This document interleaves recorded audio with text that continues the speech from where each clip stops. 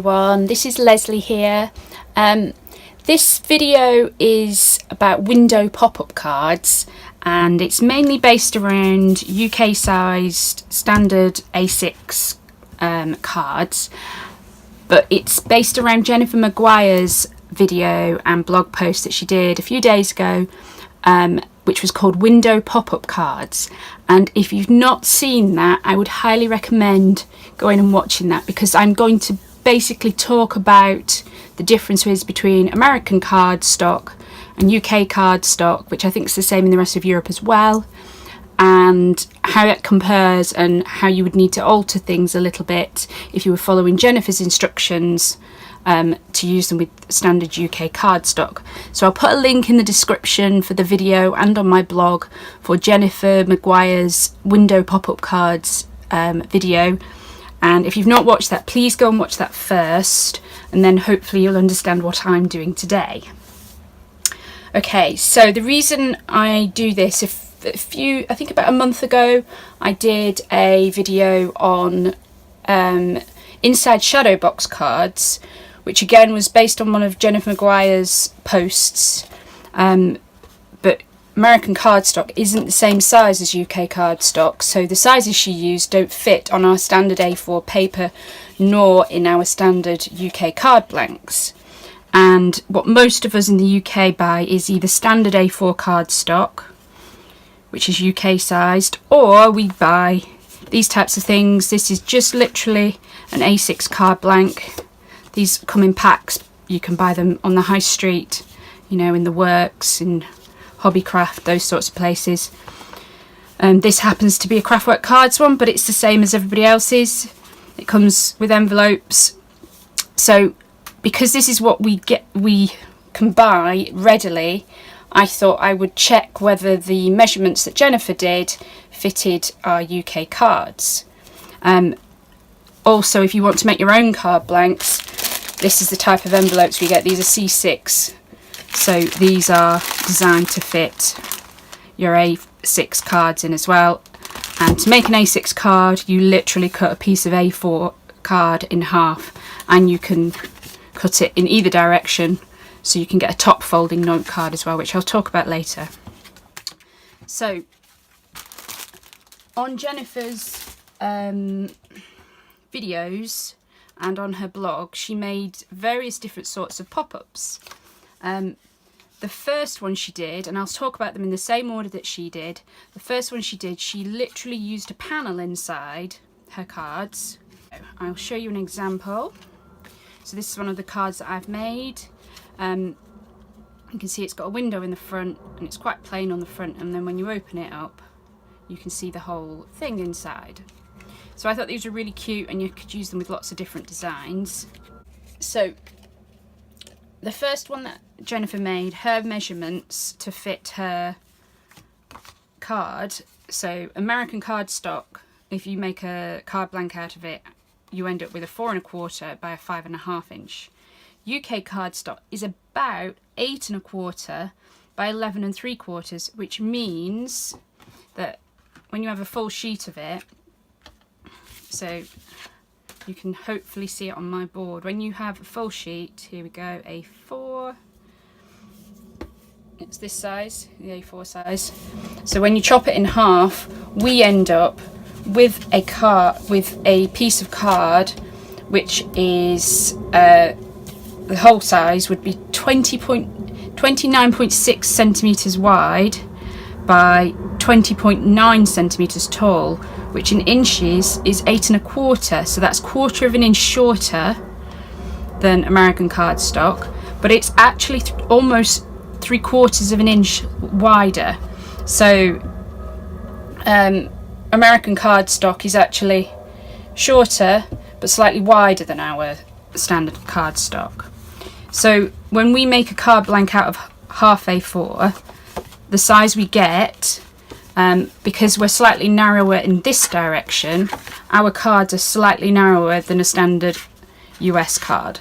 So the first one that Jennifer did, she made a piece of paper for her pop-up which was 5 1/4 by 3 inches.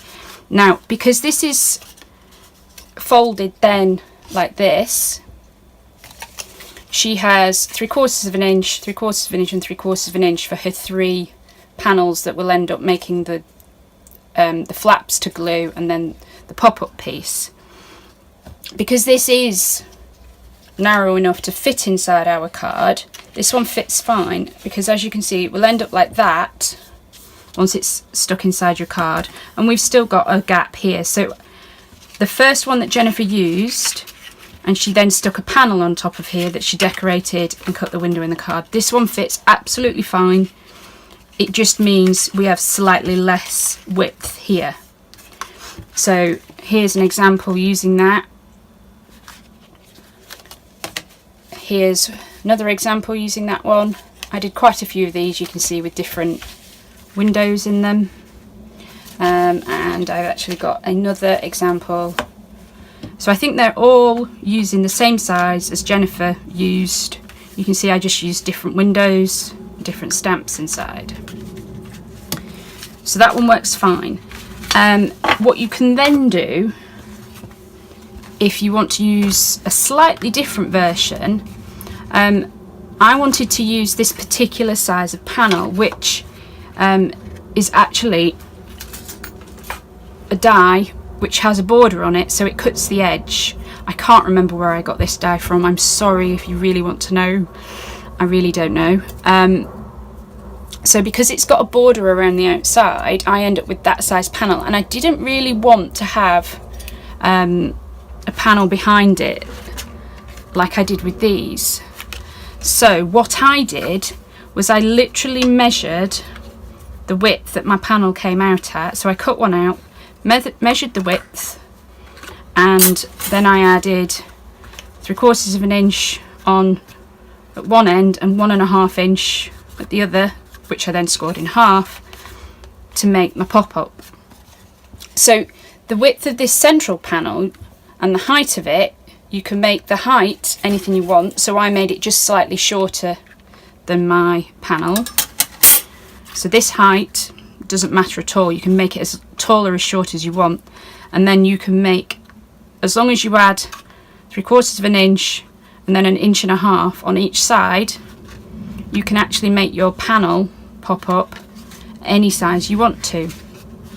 So that's what I did for these two. I just made it fit the panel I wanted to use, and I actually even used the coloured cardstock that's in behind on those as well.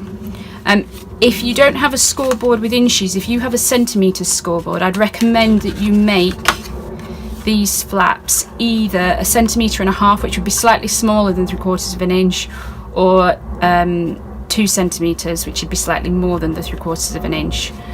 Depends whether you'd rather it stuck up more.